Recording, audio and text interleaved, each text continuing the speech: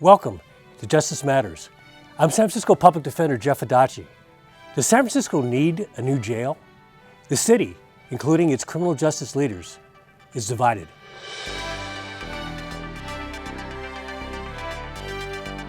Well, a lot of people don't think a replacement jail is necessary because of the number of people incarcerated in the county, and what they're doing is pushing for alternative solutions.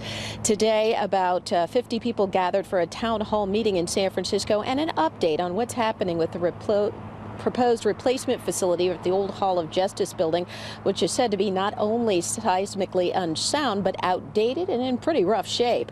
Critical Resistance Oakland also released a report that organizers say describes the harms and wastefulness of the project, that there's a declining jail population, and frankly, they say the funds would be better spent elsewhere. Instead of building a new jail, why don't we use just a fraction of that money to go to mental health programming and services that, where we can actually reduce the jail population by diverting people inside, as well as having, pre-arrest programs. Now, supporters have said it's very important to keep a good facility here in San Francisco, that the jail population is complex. They have to serve those with psychiatric needs to those with gang affiliations. Now, we have reached out to the Sheriff's Department for comment. Meantime, organizers say they're mobilizing for a hearing coming up sometime next month. With us today on Justice Matters, our Chief Deputy Sheriff Matthew Freeman, Consultant Jessica Flintoft with the San Francisco Taxpayers for Public Safety, and Brandon Martin with the Public Policy Institute of California. Now, let me start with you, Chief. In San Francisco, we've seen the jail population decrease from a high of 2,400 to about half that. I think I checked this morning, it was about 1,200. Why do we need a new jail in San Francisco? Well, good question, and there's no doubt that we have in recent years seen a reduction in the average daily population of the San Francisco County Jail. Although we certainly have seen what we believe to be some stabilization in the average daily population, hovering around 1,300 inmates on a daily basis. But it's interesting when you consider what the Sheriff's Department is proposing in terms of what we're calling the Rehabilitation and Detention Facility, which is a facility designed to replace the aged and seismically deficient jails on the Hall of Justice, County Jail number 3 on the 6th floor, County Jail number 4 on the 7th floor. We're actually talking about a significant reduction in overall beds in the San Francisco County Jail. So we're talking about reducing the capacity of the county jail.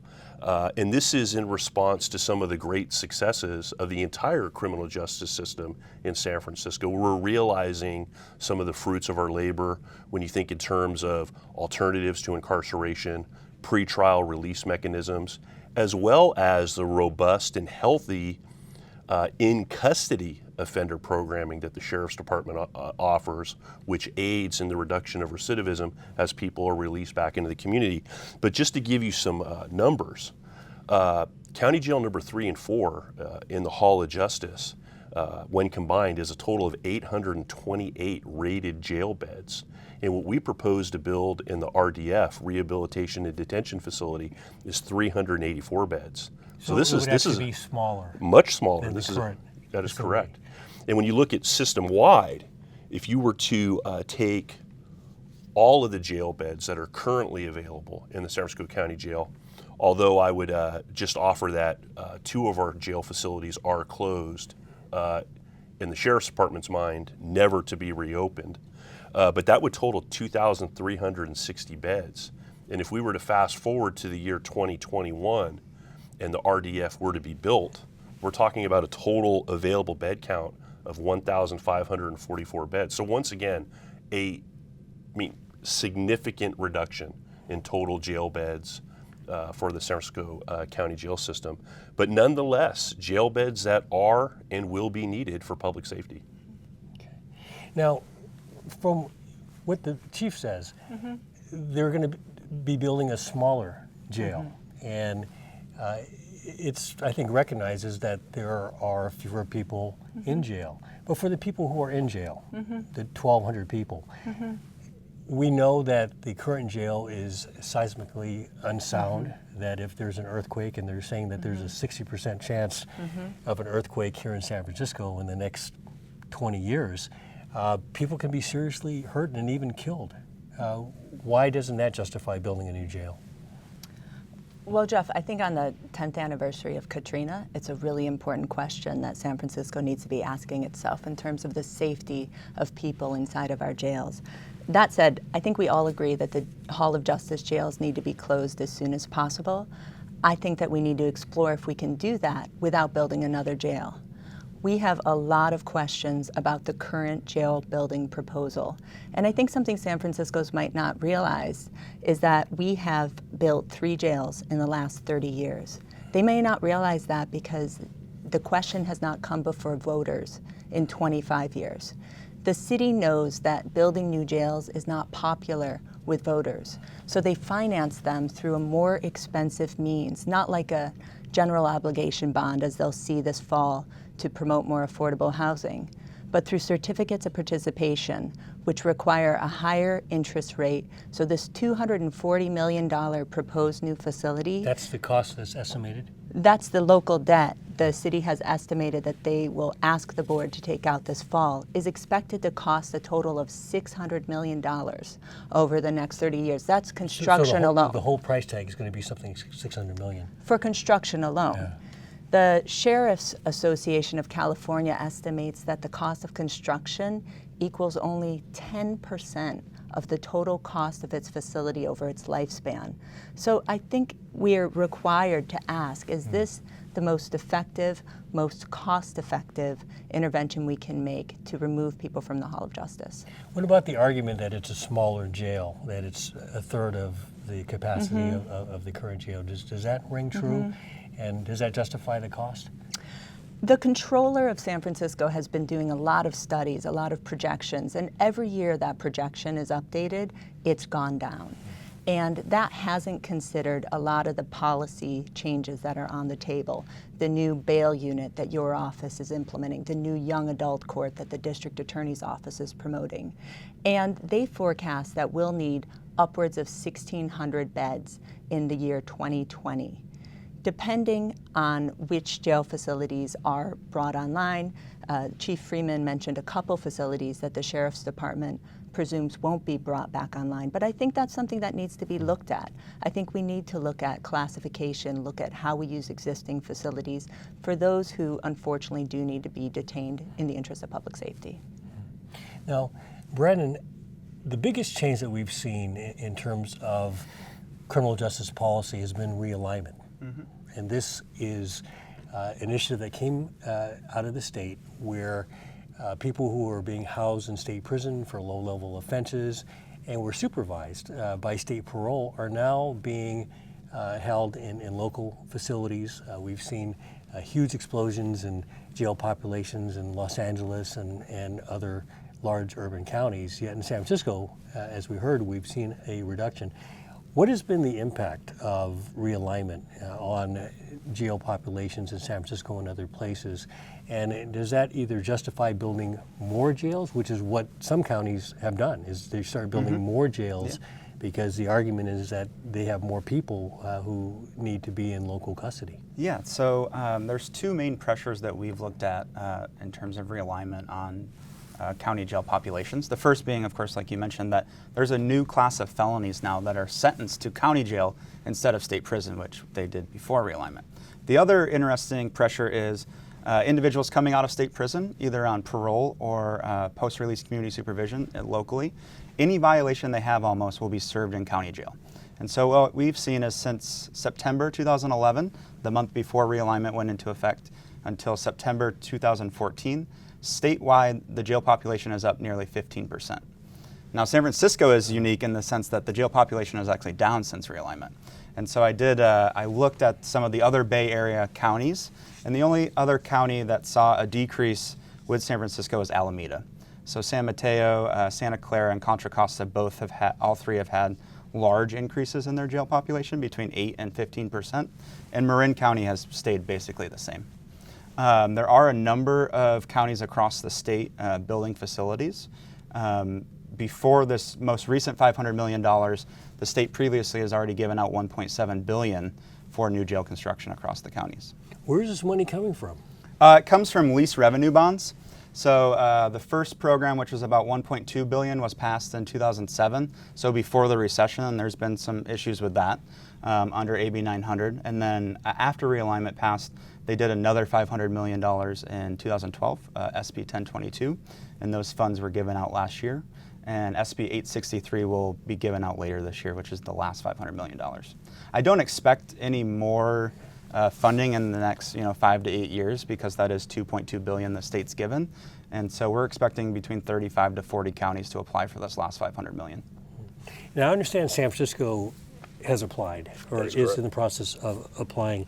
And one argument that I've heard the advocates against the jail make is that this money could be better spent on programs to rehabilitate people, housing, other measures. And I just saw that presidential candidate Bernie Sanders said today that it costs more to send someone to jail than it is to send them to Harvard. So it's expensive. It costs a lot of money. What's your response to that? Do you think that programs and other non-custody type of alternatives could be the answer? Well, I think it's important to point out that these aren't either-or scenarios, and that the city and county of San Francisco is a very dynamic city. It's a very diverse city. It's a city that takes a leadership role on many issues, from criminal justice to social issues. But it's also a city that does have its fair share of challenges. Affordable housing, key among them. Education. But these social issues are not either-or proposals. Now, from the Sheriff's Department perspective, obviously we're very concerned about public safety and the role that we play in public safety.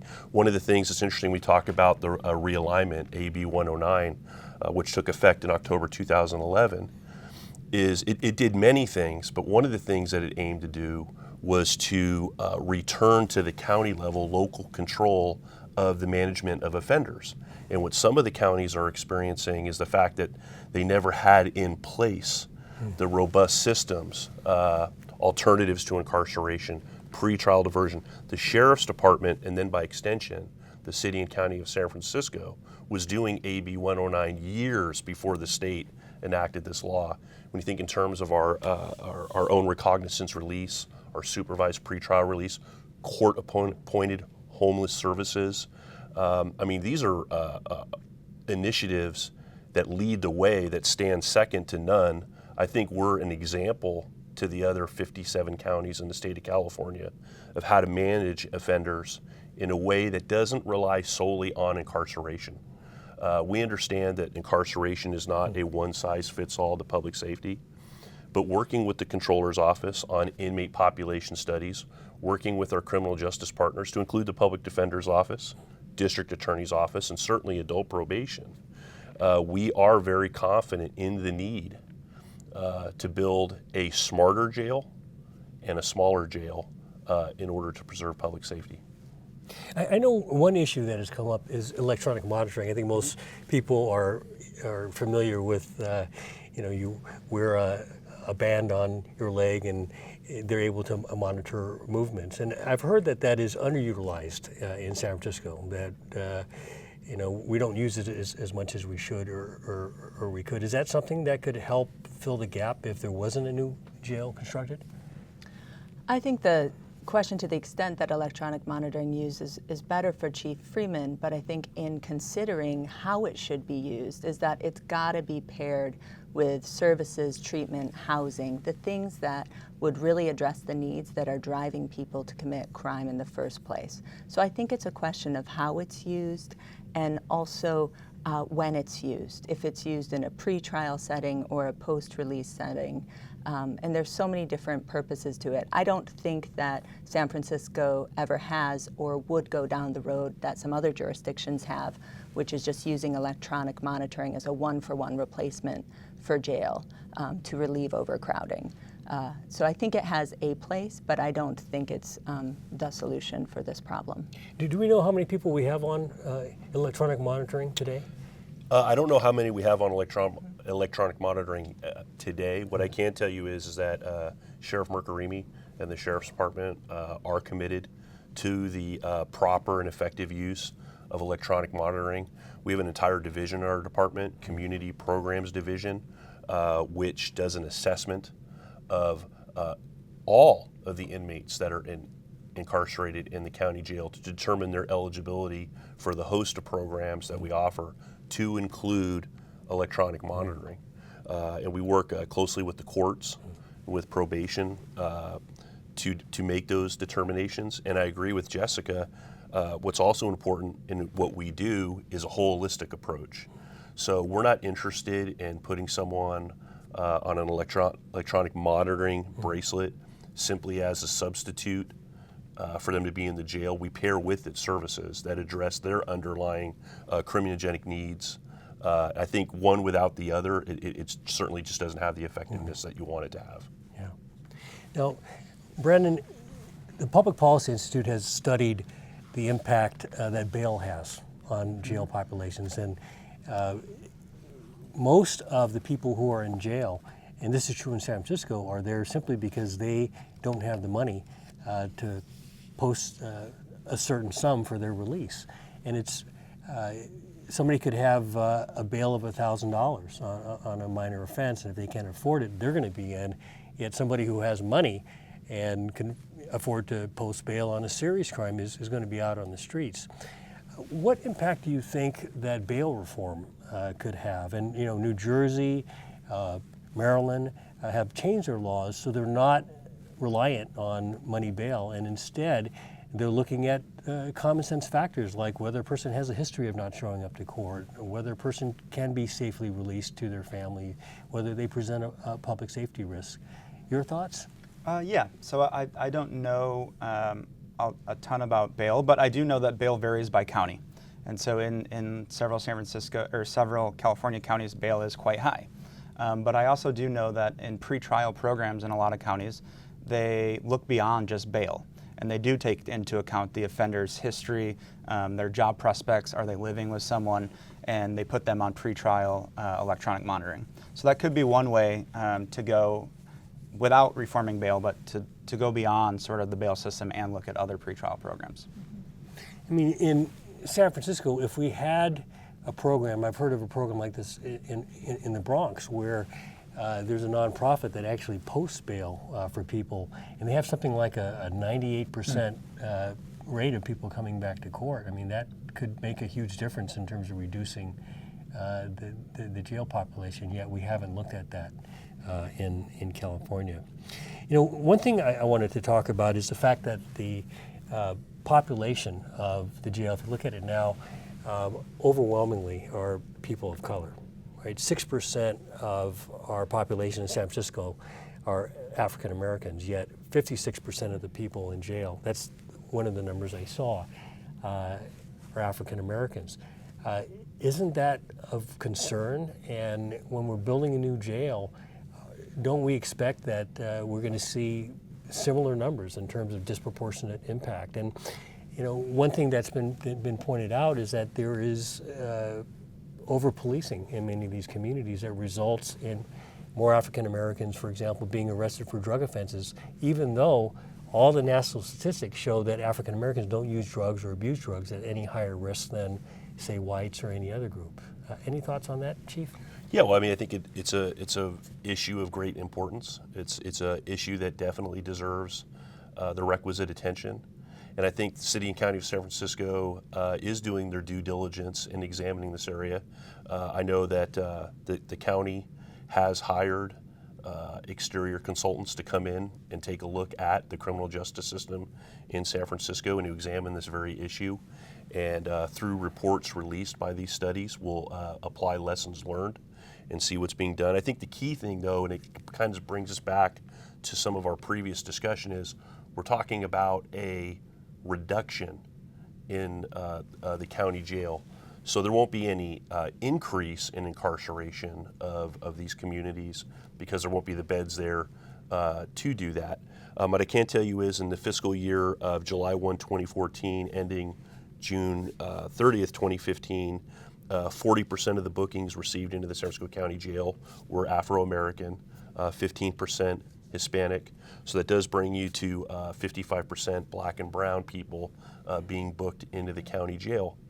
The Sheriff's Department is certainly committed to working with the criminal justice partners to examine that and to see what positive effect can be brought to bear on that. But it's also important to point out that in large part, we do not control those that are brought to us to the county jail. Arresting agencies certainly play a large part in that, and then the courts. People are committed to the custody of the sheriff's office by the court. That doesn't mean that we say hands off, we don't play a role in that. We certainly do. One of the ways that we can have positive effect on this is through our very robust alternatives to incarceration and pretrial diversion mechanisms. What are your thoughts, Jessica? Did you think that there's a responsibility when you build a jail to look at who's in it and why people are in it? And you know, I think it's no secret. I mean, as a public defender, I've seen it's poor people and people of color, and you can point to a lot of reasons, economic reasons, you know, family support, all kinds of things. But in the end, do we have a just system if we're building a jail and we're filling it with Black and brown people who are disproportionately being charged, you know, with certain crimes? You know, I think we are obligated to look at this question now when we're considering building a jail, and we have the opportunity to do something different. And we could look at alternatives and what impact they would have on communities of color. With nearly 60% of people in jail African American or people of color, we have a problem here in San Francisco that's across the nation. I think in the midst of this movement for Black lives that we are seeing, you know, communities are really being asked, how can we ensure real community safety? How can we increase the amount of justice in each of our criminal justice systems? And so it's a question that goes beyond the Sheriff's Department. It's a question that's really citywide. How should we be spending our resources, and could we be spending them differently to reduce some of the disparate impact? A lot of times in this debate, we hear a lot about the seriously mentally ill people in jail, which are about 12 to 14%, I believe the Public Health Department reported as a serious mental illness. A higher number have other mental health issues. And those individuals sit in jail for an average of 144 days, simply because they're awaiting placement in treatment in the community that we simply don't have. So I believe we should be investing there. And when we talk about the seriously mentally ill population, most of them are African American. When we talk about the concerns of parents in jail, nearly 59% in a recent study that the Sheriff Commission showed that 59% of people in jail were parents. Half of those parents were African American. So when we're looking at the intergenerational cycle of incarceration, trying to break that, looking at the issue of solving mental illness, we're asking about questions about racial inequities. Now, Brendan, I'm going to ask you about Prop 47. This was a statewide proposition which reduced crimes that had been treated as felonies for decades. I mean, like possession of drugs and petty theft with the prior, and made them misdemeanors. Now, a person still can be prosecuted and in prison for those crimes, but they can no longer go to state prison, and it's going to be treated as a misdemeanor.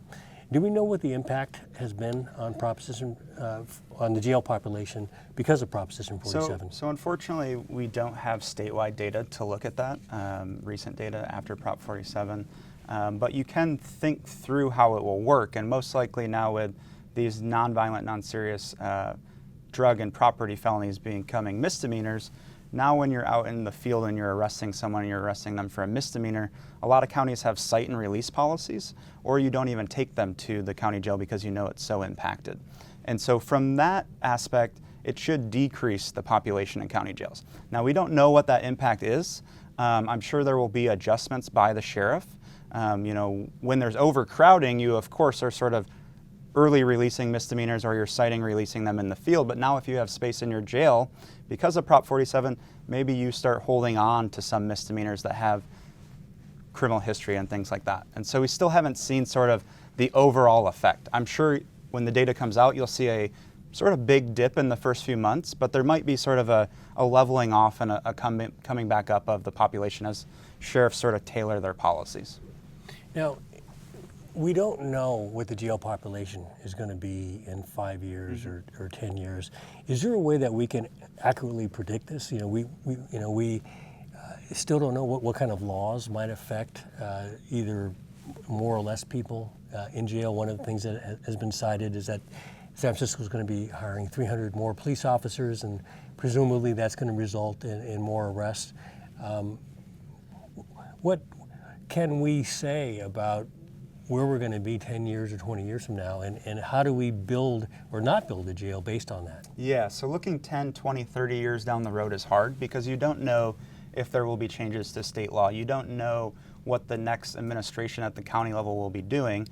In our research, what we do is we just take the current jail population and times that by the estimated population growth of the county. That's very sort of rudimentary. If you have consultants, which San Francisco has done a few times through the controller's office and outside consultants, they can take a closer look at your inflow and outflows of jail, the type of offenses, and try to give you a better estimate. But looking 10 to 20 years down the road is hard. And that's something that people need to remember is even if you move fast on constructing a jail, it's not going to be open for 4 years between construction and financing. And so you have to look down the road. Now, I'll give you the last word, Chief. Do you agree or disagree with what Brandon said? Well, I don't take any issue with anything that he said. I think we're all in this criminal justice system waiting to see what the real effects of Proposition 47 are. I can tell you that anecdotally, when I have conversations with district station police captains, I hear that property crimes are on significant upswing in the city and county of San Francisco, and some of this is tied directly to the attitudes of the type of individuals, offenders that commit those crimes, and their realization of Proposition 47 and the reduction in penalties. So as those numbers become reality and the statistics are released, we'll have to see how the criminal justice system chooses to respond to that. But I also wanted to comment on something Jessica was saying, and we think in terms of underserved communities, populations within the county, people of black and brown. One of the things that we see in terms of the reduction of recidivism is our ability to offer quality services to this population. When you think in terms of replacing the 2 jails in the Hall of Justice, one of the reasons we want to do that is more than just bed count. It's also about the infrastructure to provide those services. And I'll tell you briefly, in the San Francisco County jail system, we have an embedded charter high school, 5-key school, and this is incredibly beneficial to these individuals because they can get their high school diploma while they're in our custody. We also have vocational training programs in the Sheriff's Department, from aquaponics to truck driving school to serve safe certificates. We're going to be rolling out an initiative with one of the local trade unions soon. So we're talking about jobs. We're talking about someone's ability to get a job when they get out of custody. And then we offer the full host of programs in terms of substance abuse, anger management, and our NOVA program, which is one of our post-release programs, wraparound case management services, also includes housing. So these are very real things that maybe is a little bit unusual for a sheriff's department to engage in, but we don't shy away. We'll step up. We'll be a leader. Others will follow because they'll see what we're doing is right. But even after having done all of that, there will be some number of offenders in this county which will not be eligible for these alternatives to incarceration. And I think we have an absolute obligation to have a jail that is safe, both for the inmates and for the employees that work in these jails, and that incarcerate people in a way that sets them up for success post-release. And that's what the RDF will do. Okay, thank you. San Francisco may be in the enviable position of having a dwindling jail population, but new jail construction requires looking into the future, and none of us has a crystal ball. Pending an environmental impact report, new jail construction is expected to begin in 2017 and be completed by 2019. I want to thank our guests, Chief Deputy Sheriff Matt Freeman, Jessica Flintoft, and Brandon Martin. See you next time on Justice Matters.